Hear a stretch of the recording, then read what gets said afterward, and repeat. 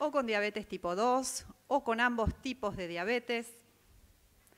Y el objetivo final es dilucidar si una enfermedad que compromete funcionalmente al páncreas endocrino o al páncreas exócrino, con el tiempo inevitablemente va a comprometer al otro sector pancreático. El doctor Luis Grossenbacher, además de ser un profesional muy destacado, respetado y consultado como clínico por varios de sus colegas, es jefe de la sección diabetes del Hospital Italiano de Buenos Aires, coordinador endocrinológico del equipo de trasplante de páncreas del Hospital Italiano de Buenos Aires, coordinador del Comité de Trabajo sobre Trasplante de Páncreas, islotes pancreáticos y terapia celular de la Sociedad Argentina de Diabetes. Es investigador principal del Grupo de Páncreas Artificial del CONICET y del Hospital Italiano de la Argentina y está actualmente a punto de ejecutar la fase 3 ambulatoria con el primer algoritmo argentino de control automático de la glucemia de ayunas y prandial. Ahora los dejo entonces con nuestro disertante, el doctor Luis Grossenbacher. Adelante, Luis.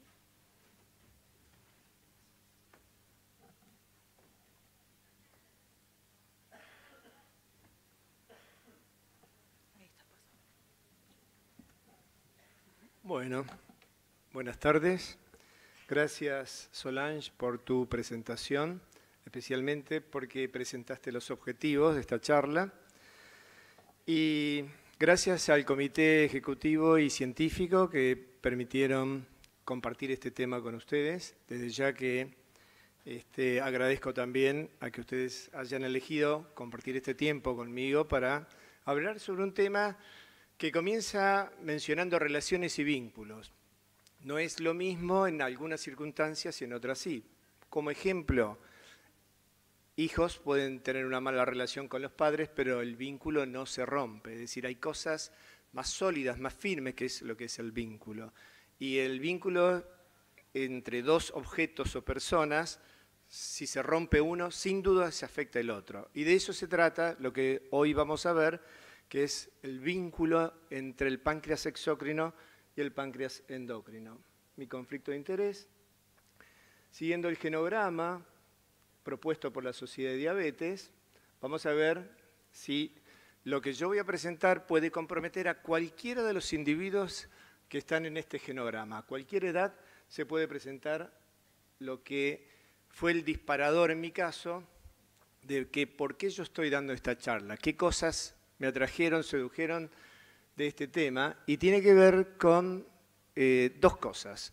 Uno, el haber estado en un congreso de páncreas organizado por gastroenterólogos, hepatólogos y cirujanos, donde yo hablaba de insulinoma y pregunté cuántos endocrinólogos había en ese congreso.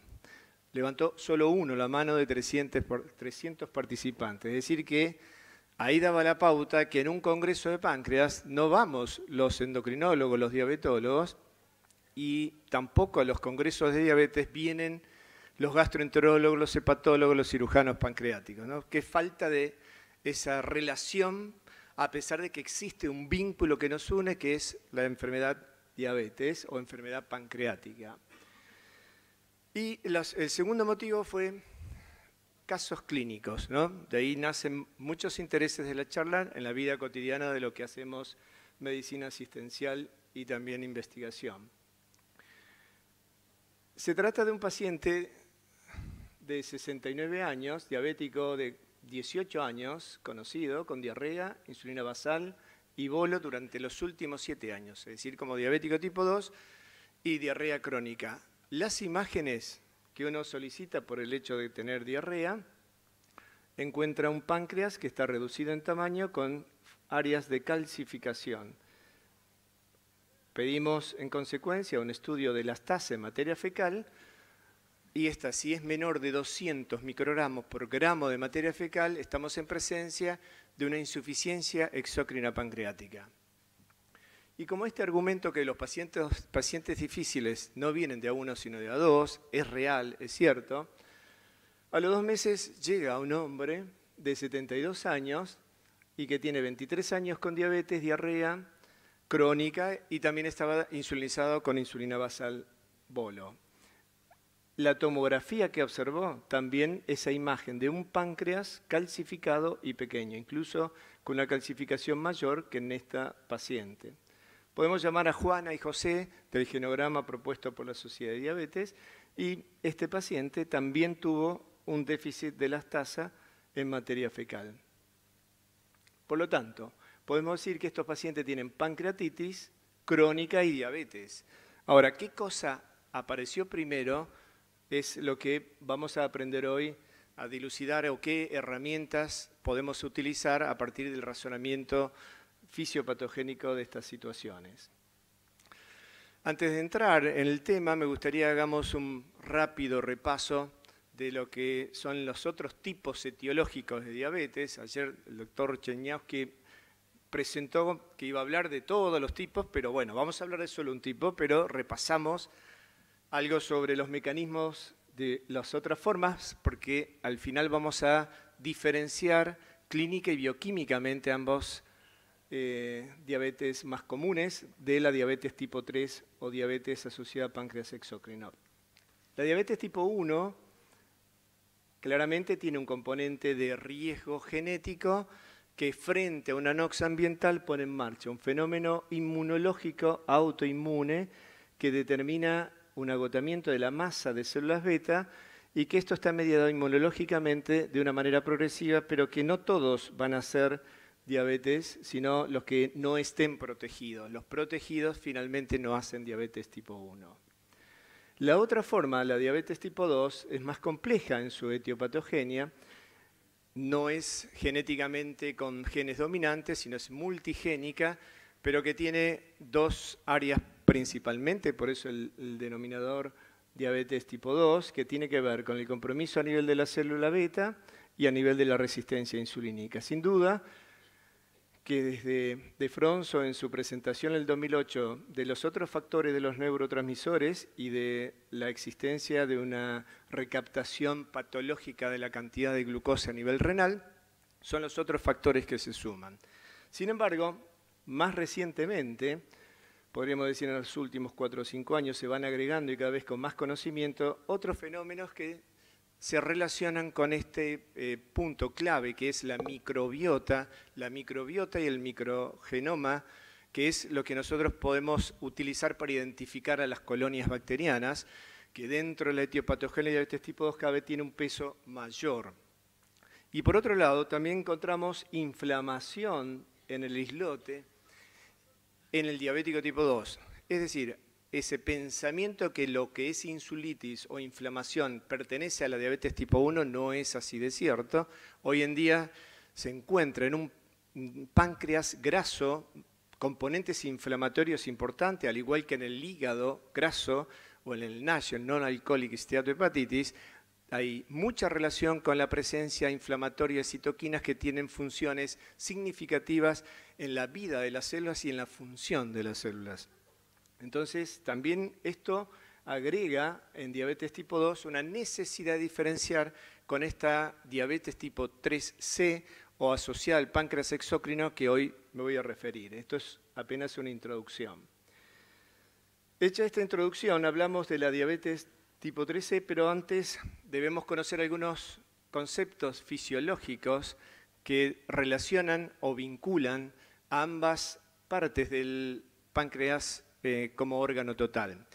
Sabemos que la insuficiencia exócrina puede provocar diabetes, pero es interesante también interpretar que la diabetes finalmente y a largo plazo puede también provocar insuficiencia exócrina. Simplemente para validar con o sin acento es posible utilizar endocrino exócrino. Cuando vemos esta imagen que visualiza el páncreas en su ubicación, fíjense si no sentimos como diabetólogos un poquito de egocentrismo, ¿no? Porque está bien en el centro, es bien simétrico. Sabemos que es un órgano que regula centralmente lo que es nutrición, lo que es el manejo de los nutrientes en sus formas más primarias, pero principalmente lo que es el páncreas exócrino regula todo este recurso energético. De hecho, sin páncreas un individuo no puede vivir. Desde el 1921 sabemos que la insulina permite la sobrevida, pero esto es necesario para la vida, pero no es suficiente. Necesitamos además del suplemento de las enzimas pancreáticas. Entonces, esto, sumado a que el páncreas exócrino y endócrino provienen del mismo botón embrionario, y ambos contienen información que pueden y permiten diferenciarse las células ductales, acinares o de los islotes en cualquiera de esas células, tanto anatómica como funcionalmente. Son potencialmente capaces de diferenciarse.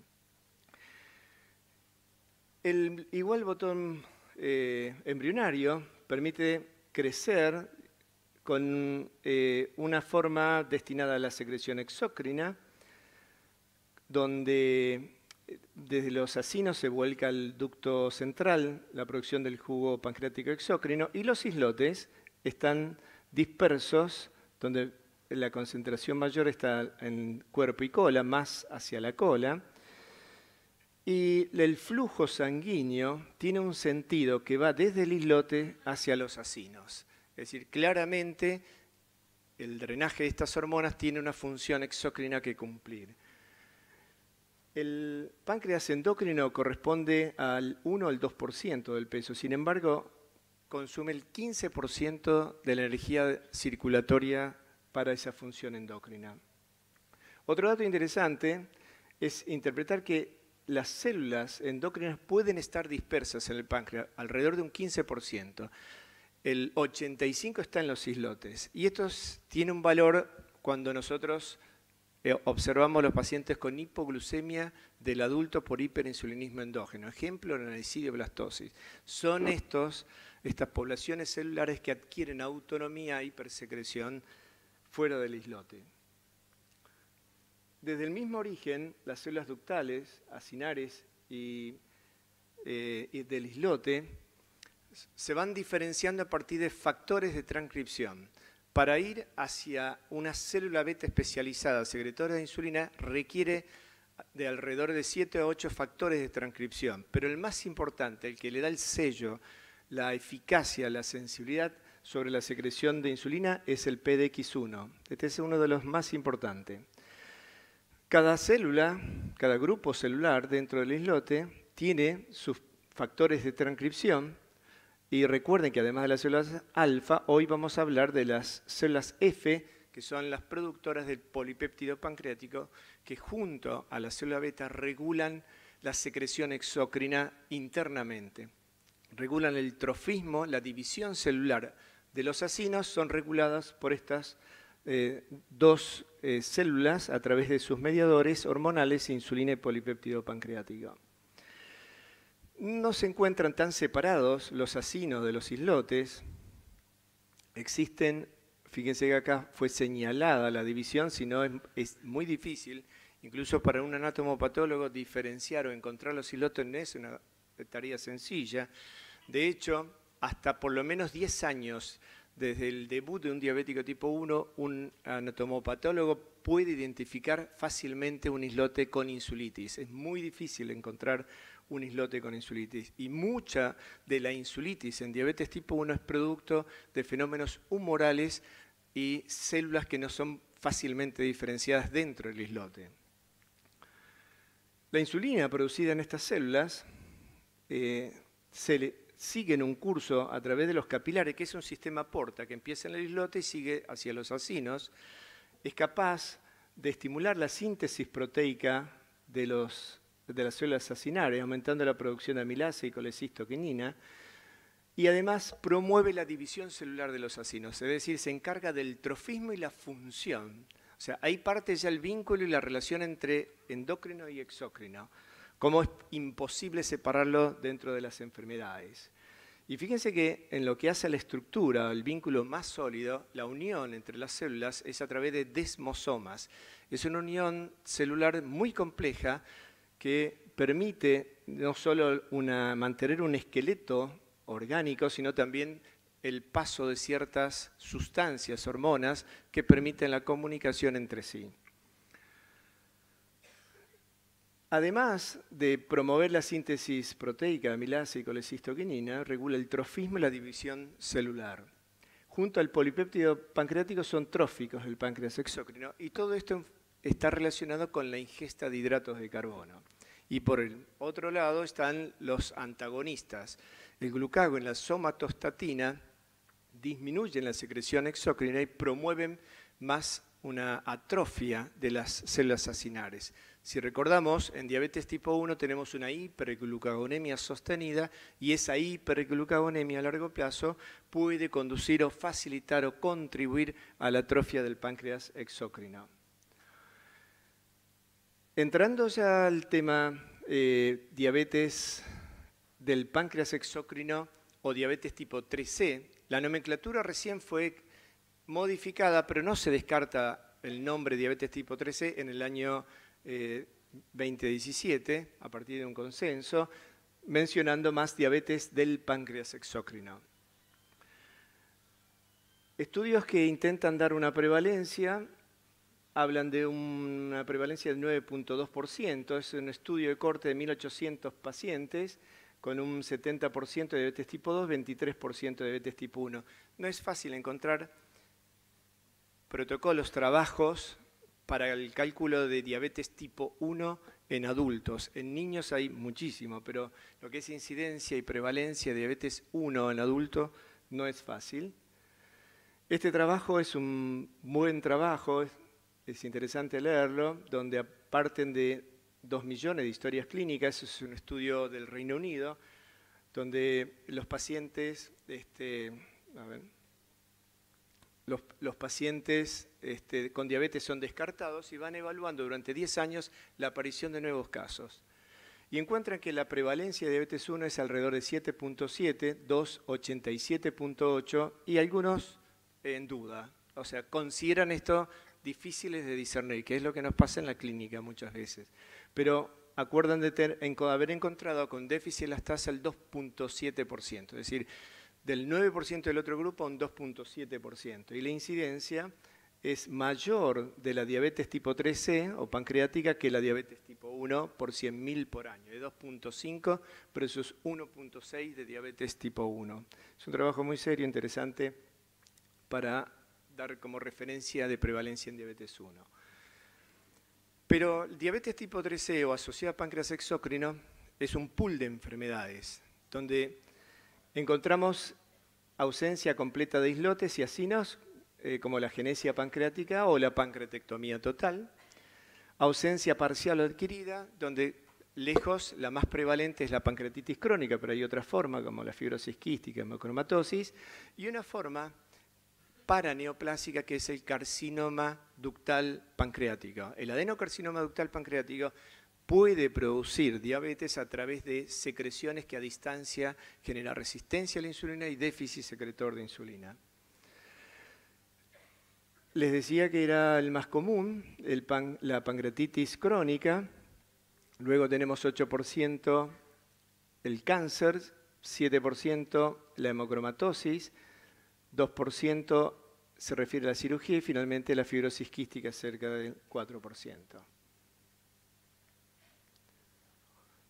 Sin embargo, en pancreatitis crónica la presencia de diabetes es muy común, tan común como en el 80% de los casos, no solo diabetes, esto incluye intolerancia oral a la glucosa, glucemia y ayunas alteradas. Cualquier alteración es muy común en la pancreatitis crónica y el 50% de los carcinomas ductales también presenta diabetes. Y recordamos que esto es un predictor de mal pronóstico de ese cáncer o tumor.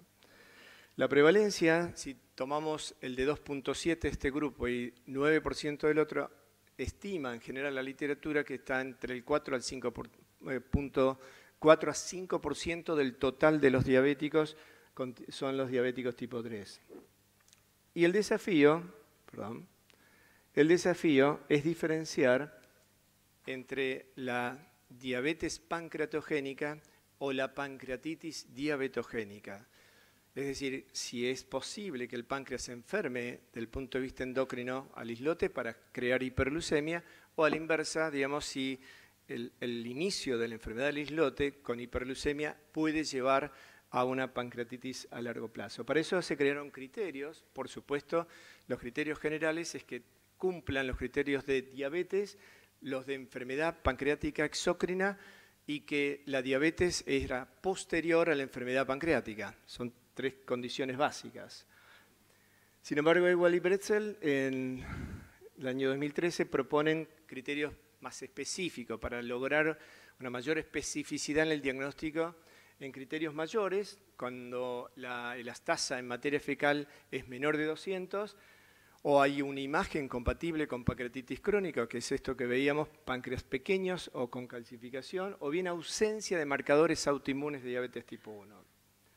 Y como criterios menores, lo que tienen que ver con la secreción, con lo que sucede a nivel del déficit secretor de insulina en las células beta, hay una ausencia de resistencia a la insulina, disminución de incretinas y un descenso de las vitaminas liposolubles como la D, la A, la E y la K.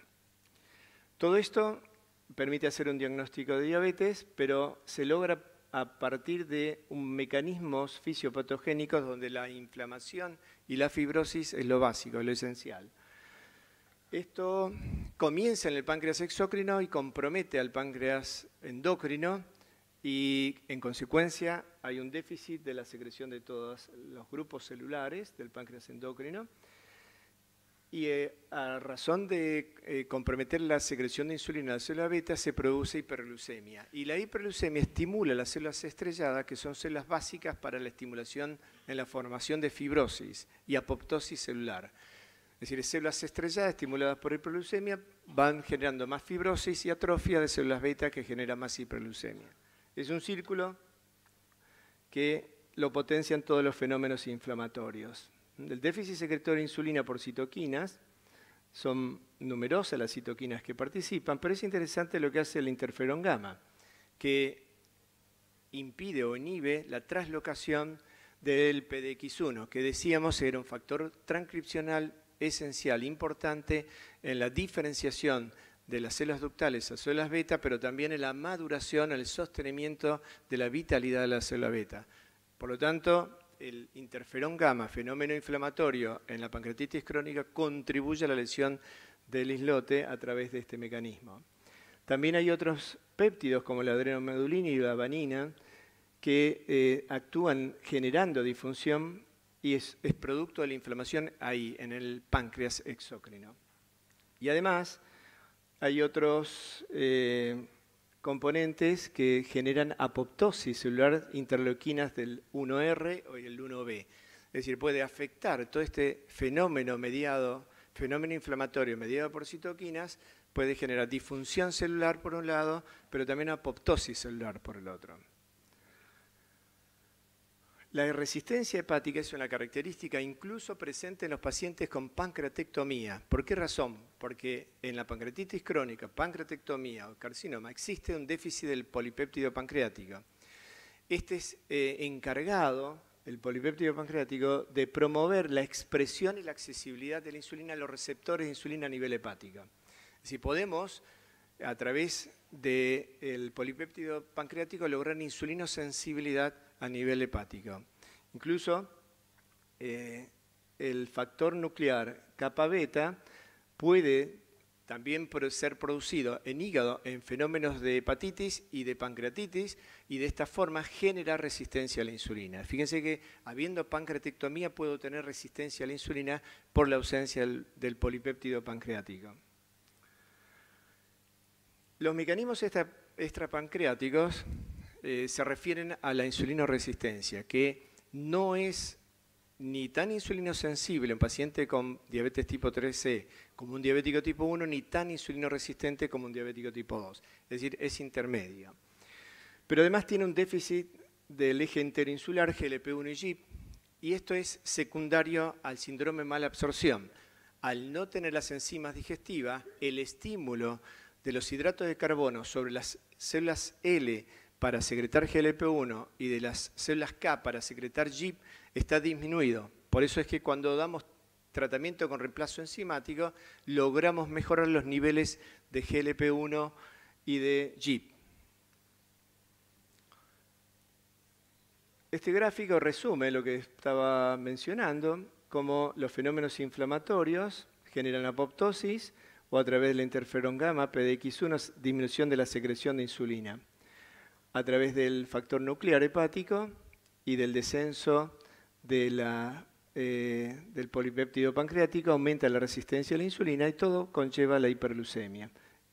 La depresión de GLP-1 y GIP indirectamente va generando hiperglucemia. Ahora, a partir de la hiperglucemia se genera estímulo de las células estrelladas que a su vez generan fibrosis y apoptosis, por lo tanto el círculo se cierra ya que esto afecta a la apoptosis de la célula beta en la secreción de insulina y finalmente vuelve a estimular la hiperglucemia. Es un círculo vicioso que permite una progresión en años hacia la diabetes. Clínicamente tienen bajo requerimiento de insulina, un péptido C bajo, son metabólicamente lábiles, pueden presentar hipoglucemias frecuentes y en cuanto a las complicaciones, tanto retinopatía, nefropatía como enfermedad vascular periférica, que es las tres complicaciones dependientes de la hiperglucemia, pueden estar presentes en estos pacientes a largo plazo. Y otro tema es importante, que fíjense que aumenta de 4 a 12 veces el riesgo de adenocarcinoma ductal pancreática.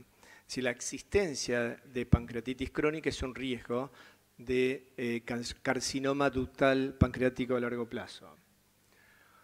Y eso se relaciona también con la elección del tratamiento.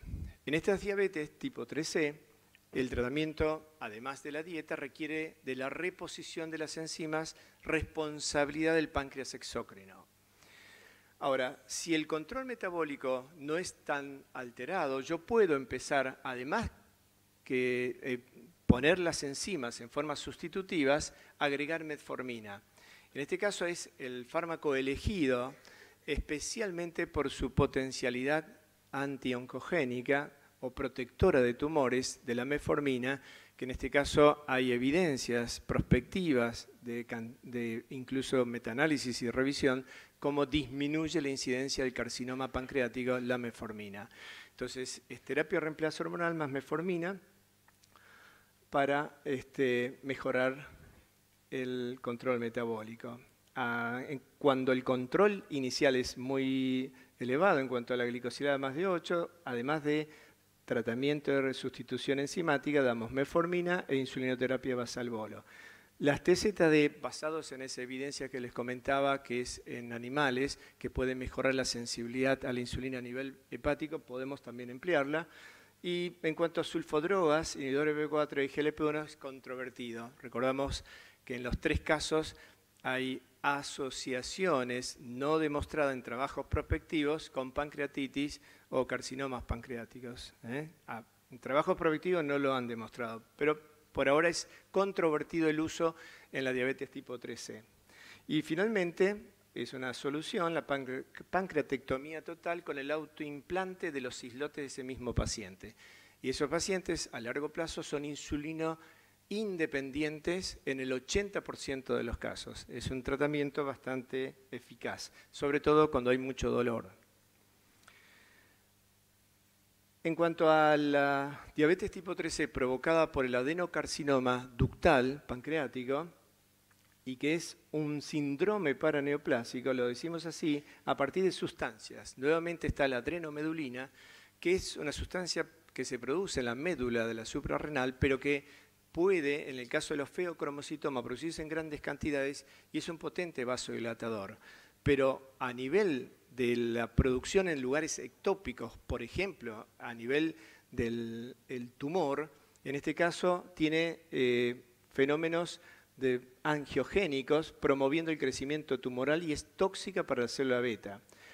La calprotectina es un componente, es un péptido que tiene la función de atraer a neutrófilos, macrófagos, monocitos, promoviendo la infiltración mieloide y esto puede conducir a más fibrosis pancreática exócrina.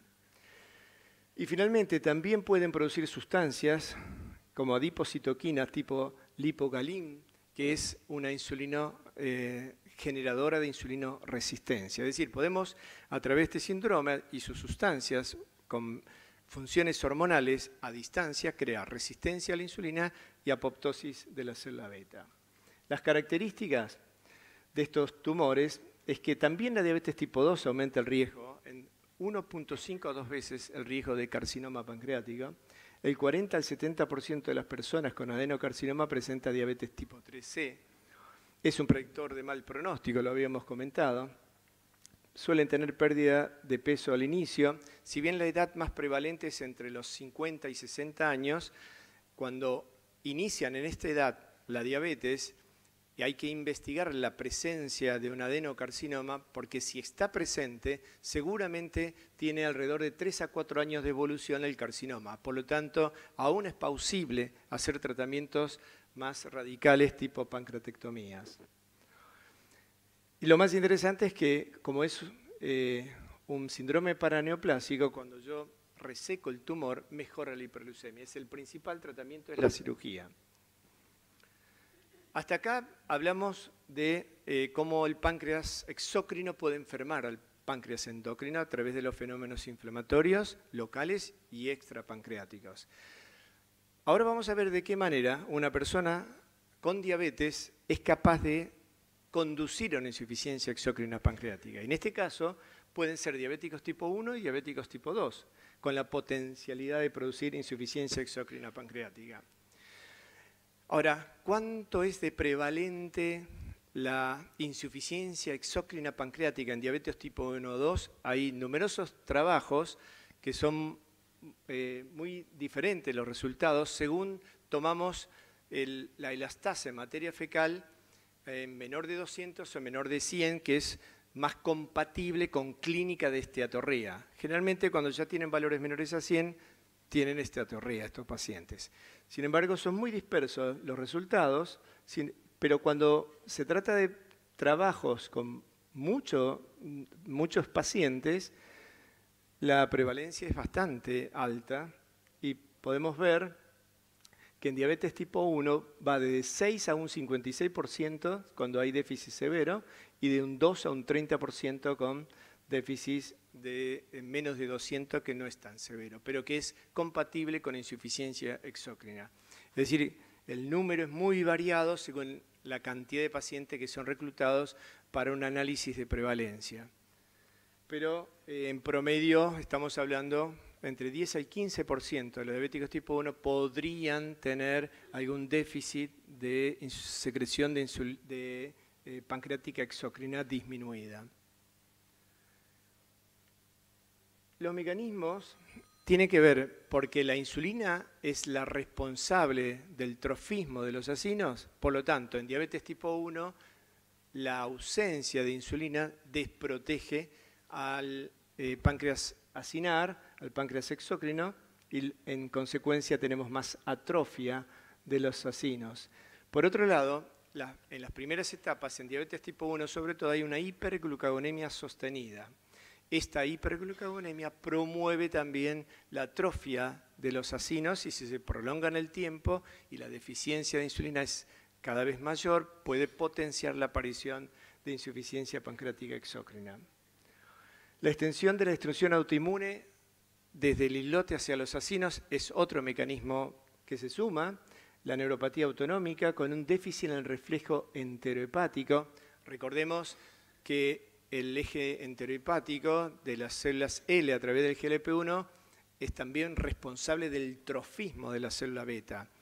Hay una acción clara en la producción de PDX1 por parte del GLP-1 y este eje enteroinsular también se pierde como consecuencia de la neuropatía autonómica digestiva. También la existencia de microangiopatía genera hipoxia en la superficie de los acinos, que si no está su hormona principal promotora de su trofismo, que es la insulina, potencia aún más la atrofia de los acinos. Alguna asociación con genes, tipo el factor nuclear hepático 5B del MODY5, podemos asociarlo genéticamente a un riesgo de insuficiencia exócrina pancreática. También en este caso la hiperglucemia si hay un mal control, estimula las células estrelladas, por eso es que hay una relación también directa, que los diabéticos con peor control tienen más evolución hacia una insuficiencia pancreática exócrina, porque esta hiperglucemia es una estimuladora de las células estrelladas, que son las células que promueven más atrofia y más apoptosis de las células beta. O sea, es parte de ese círculo negativo. En el caso de los diabéticos tipo 1, el tratamiento reemplazo enzimático pancreático revierte la esteatorrea, mejora parámetros nutricionales, promueve estabilidad metabólica, pero no mejora la hemoglobina glicosilada. Por supuesto que la insulinoterapia es la responsable de mejorar la glicosilada, pero en este caso, cuando uno insuliniza adecuadamente a un paciente, esta insulinización también mejora la esteatorrea. No a la inversa, si yo mejoro la esteatorrea, no siempre mejoro el control, pero si mejoro el control, sí mejoro la esteatorrea. En cuanto a diabetes tipo 2, también es variable, decíamos el número, a más pacientes mayor es la prevalencia, y más duración, y más en hombre, y más entre 50 y 60 años, aumenta la insuficiencia pancreática exócrina. Y tenemos que la obesidad podría ejercer un efecto protector. En general es más común en individuos delgados. Y en cuanto a la fisiopatogenia, participa nuevamente la neuropatía autonómica con compromiso del reflejo enterohepático, principalmente responsabilidad para la secreción de GLP-1 y del GIP. Hipoxia a nivel de la superficie del acino, con daño microvascular, fenómenos inflamatorios, lo que mencionábamos al comienzo, cada vez más comprometidos en la diabetes tipo 2 y especialmente si hay un páncreas graso, hay más inflamación, más mediadores citoquínicos y de esta forma hay más apoptosis y más daño funcional de la célula beta. La pérdida de hemosoma o conexiones entre los islotes también se presenta y esto tiene una relación directa con el amiloide perinsular, que sería parte responsable en la ruptura de esa conectividad y esa estructura esquelética en el páncreas exócrino y endocrino. En cuanto al tratamiento, también la terapia de reemplazo hormonal favorece. Esto mejora, al igual que en diabetes tipo 1, la esteatorrea, los parámetros nutricionales, pero no mejora la hemoglobina glicosilada. Sí lo hace la insulinoterapia, sí lo hace el tratamiento coadyuvante con metformina. Por lo tanto, si eran diabéticos que venían con metformina, la continuidad con metformina en estos pacientes, a pesar de los síntomas de la esteatorrea, podemos considerar que es positivo su efecto de prevención sobre el cáncer pancreático a largo plazo. Los antidiabéticos, también en esta situación, TZD, sulfodrogas, sincretinomiméticos, las TZD principalmente por el riesgo de osteoporosis que pueden tener estos individuos. Lo consideramos, no tienen ese riesgo, es posible por el efecto a nivel de la resistencia hepática, mejorando la sensibilidad. Y por otro lado, y que además es un antiinflamatorio. Mientras que las sulfodrogas y los sincretinomiméticos podemos considerar la continuidad, pero es controvertida la prescripción luego del diagnóstico de la insuficiencia exócrina pancreática, porque son pacientes con más riesgo de también presentar una progresión en la pancreatitis. Es decir, si lo tienen, lo mantenemos, si son importantes para el control metabólico, pero no la prescripción.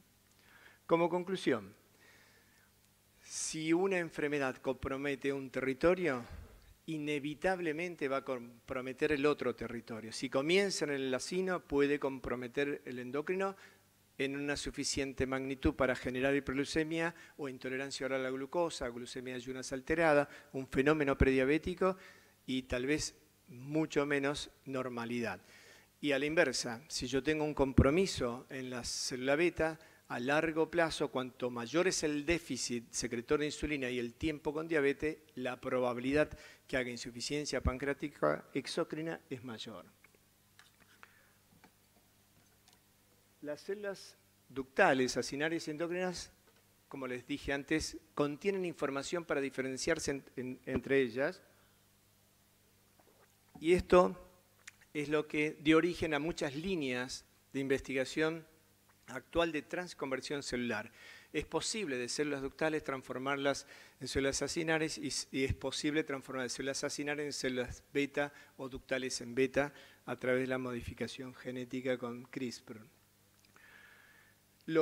Es frecuente la insuficiencia pancreática en los diabéticos, por lo tanto nosotros debíamos incorporar con más frecuencia interrogatorios de sus hábitos defecatorios, preguntar cómo es el hábito. Esto, si no lo incorporamos, aunque sea a partir de esta conferencia, lo hagamos, digamos, transmitiendo en la actividad docente, porque permitirá diagnosticar mucho más diabetes asociada a insuficiencia pancreática exócrina. Y por otro lado, si logramos hacer esto, seguramente la relación con los gastroenterólogos, hepatólogos y cirujanos pancreáticos va a mejorar nosotros también con ellos, al igual como entender que el vínculo páncreas exócrino endocrino existe. Y como conclusión final, promover entonces que nosotros en el consultorio dispongamos un tiempo para cuestionar o criticar el diagnóstico del paciente, aunque sobre todo los que tienen poco tiempo de diagnóstico, por lo menos un año. En estos pacientes pensemos desde la intuición a la deducción. Un pensamiento de intuición es prejuzgar rápidamente a un obeso como diabético tipo 2 y a un bajo peso posiblemente como diabético tipo 1. Incorporemos más elementos, pensamos un poco 2 minutos de cada consulta y vamos a interpretar que podemos incorporar un tipo diferente de diabetes en la etiopatogenia de ese individuo. Y así vamos a pensar en los MODI o en las diabetes tipo 3 o asociadas a endocrinopatías o a otros fármacos. Es importante llegar al pensamiento que da el conocimiento más sólido, que es la deducción. O sea, de la intuición, la deducción que es la conjetura. Tratemos de inducir, solicitar estudios, imágenes para llegar a un diagnóstico y de esta forma deducimos los tratamientos correctos e interpretamos un diagnóstico etiológico adecuado del tipo de diabetes. Y para finalizar, quiero mencionar 2 frases de Einstein. Una de ellas es que la vida es como una bicicleta. Para alcanzar el equilibrio tenemos que estar en movimiento. Y la segunda es que la medida de la inteligencia y la capacidad de cambiar. Por lo tanto, 2 verbos nos ayudan en la vida, que es hacer y es cambiar. Gracias.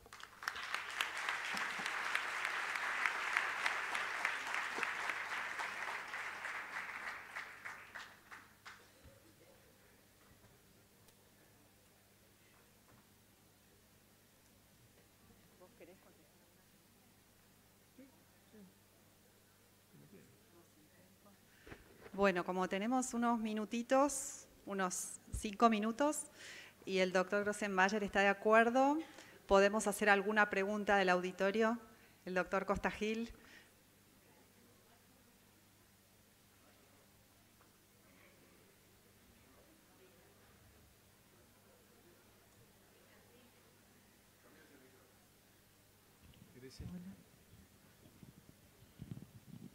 Primero, el deseo de felicitar a quienes propusieron el tema. Segundo, Luisi, felicitarte por haberlo armado. No es una cuestión habitual y sí que, si me permites, retomar algunos aspectos que dijiste para enfatizar. Y sin duda, sin conocer lo que es la embriogénesis, uno jamás puede hablar de esto. El primer hecho es... Ay, muchas gracias. Así no parezco el que habla, porque no es mi lugar. El primer hecho es que el único órgano endocrino y exocrino es el páncreas. Es el único órgano que tiene las 2 posibilidades. Y de ninguna manera uno puede interpretar que es un órgano que son 2 cosas separadas, ni mucho menos, porque tal como dijiste, esto tiene un esbozo, y ese esbozo tiene factores transcripcionales que nacen desde el hígado y sus 2 esbozos son dorsal y ventral para conformar lo que es el páncreas, que después, gracias al PDX1, se va a ir dividiendo y subdividiendo, etcétera, en lo que es el páncreas exocrino acinar y el páncreas endocrino. toda tiene heterogeneidad. Todos, los acinos y el páncreas endocrino. Pero lo que me encantó y es lo que quiero enfatizar, y que cuando quizás recuerdo algunas clases en las cuales por ahí está Juanjo, nos ponía el gráfico de decir hay cosas que aportan, que hacen crecer la célula y cosas que las hacen disminuir. Y solo hablábamos de las cosas que le disminuían la apoptosis y la necrosis. Y hoy se habla de autofagia. Y las cosas que aportan, que eran en aquel momento, ¿te acuerdas? Digamos, la neogénesis, que es lo que hablaste hoy. O sea, ir creando células nuevas, la replicación, la hiperplasia, y yo hoy agregaría lo que es la defensa local inmunológica. Y desde el punto de vista patogenético, hablar de otros hechos, que es la desdiferenciación, y lo que quiero enfatizar es que hablaste de transdiferenciación. La transdiferenciación viene desde el intestino y de las células acinales. Entonces me parece que es un tema brillante, que es quizás muy profundo, y que para esto hay que volver a recorrer el desarrollo molecular, nada más y nada menos que el órgano que nos une, que es casualmente el páncreas. Así que nunca hay que olvidar que desde las células, digamos, desde el islote y las células betas pueden fabricarse acinos, y de los acinos pueden fabricarse células del islote, o fundamentalmente células beta. Y esto creo que es lo que deseaba destacar. Te felicito, Luisito, porque te mandaste un recorrido que por ahí para nosotros es difícil de profundizar. Y me encantaría que Martín, si recuerda, Martín, larga el celular y escuchá, porque él me estaba acordando que había tenido una fibrosis, un caso de diabetes ¿te acuerdas? No es frecuente. Fibrocalculosa. Para los viejitos nos vamos a acordar de que existía la diabetes fibrocalculosa y era una forma que después se excluyó, pero de cualquier manera estás un poco recordándolo. Sí, en relación a esto, la prevalencia de la diabetes tipo 3C en la India es del 15 al 20%. Y esto está relacionado con algunos alimentos que facilitan o predisponen la calcificación a nivel pancreático. No lo mencioné porque tiene una baja incidencia y requiere, digamos, de un componente ambiental bastante específico. Nosotros tuvimos, y de hecho publicamos en la revista de endocrinología, un caso de diabetes fibrocalculosa en el año 98, sobre una monja que trabajaba, digamos, en la India y vino a trabajar aquí a Brasil y llegó a Buenos Aires con este diagnóstico. Es interesante otra cosa, Pepe, que vos mencionaste, que la pancreatectomía y la transdiferenciación. Cuando uno saca todo un páncreas, se pierde la insulina, se pierde el glucagón, se pierde el polipéptido pancreático, se pierde todo esto. Sin embargo, 2 o 3 años después, la secreción de glucagón es normal, a partir de la desdiferenciación de las células intestinales. O sea, justamente de una función tan esencial que es mantener la glucemia para que el cerebro tenga su vida, se va a sustituir a través de esa transdiferenciación, a distancia. O sea, ¿de qué manera? ¿Cómo? La neogénesis. Volvés a lo primitivo, que es la neogénesis. Exacto. Te decía antes de la charla que venía a escuchar una muy buena charla y lo logré.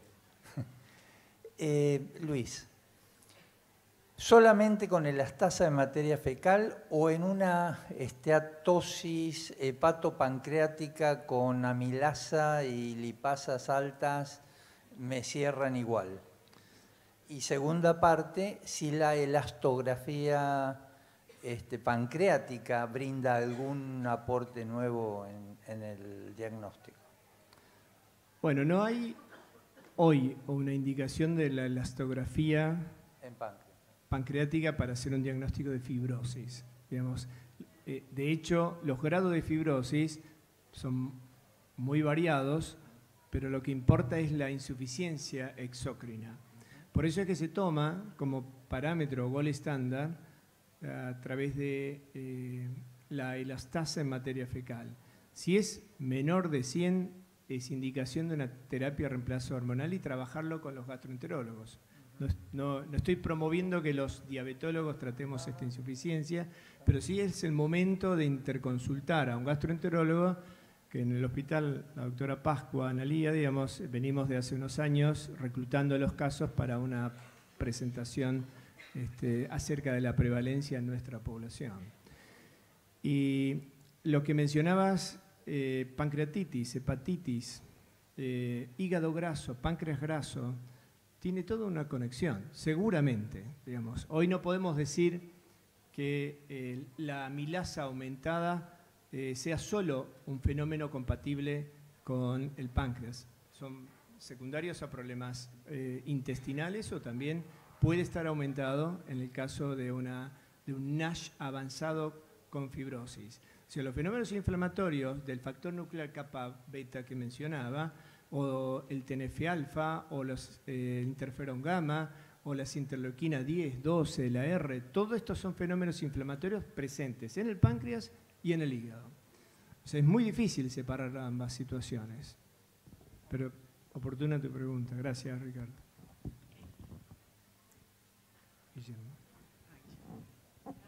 Hasta las 9 tenemos, no hay drama. No, Luis,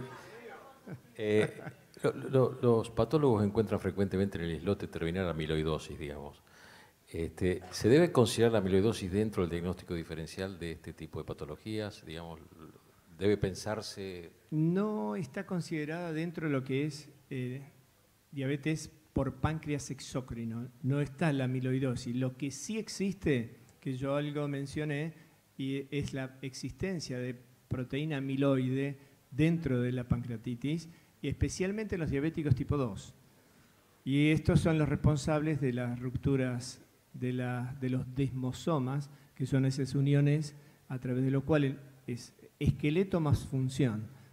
Los grupos periféricos de células del islote se unen o se comunican con los acinos no solo a través de los capilares del sistema porta, sino también los desmosomas. Y estos son rotos por los amiloides, no amiloidosis. Bueno, muy bien. En virtud del tiempo vamos a dar finalizada esta conferencia brillante y agradecerle al doctor Luis Rosenbacher. Gracias a ustedes. Gracias, Solange.